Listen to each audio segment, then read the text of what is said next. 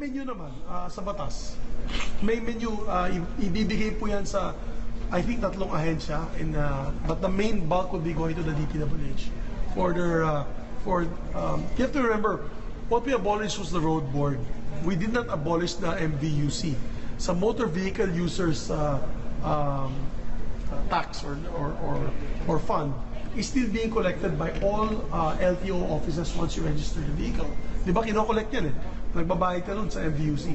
Yung pondo na yun ay dapat gamitin para sa mga maintenance ng ating kalsada para hindi naman kawawa ang mga nagbabayad dito, which are the car riding public.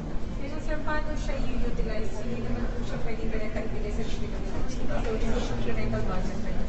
Hindi naman. Under the law, automatic ang release na sa DPWH.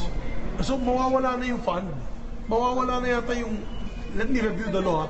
But, what I know, it will be utilized for the DPWH roads and bridges program. So, mag-IRR? But I'll find out. Mag-IRR pa yan eh. That's exactly it. So, magkakaroon pa tayo ng IRR. But what is important is, mawawala na yung board. Ano yun? So, igaga. Igaga pa siya. Galing, may nagsasagot. May coach pala ako dito.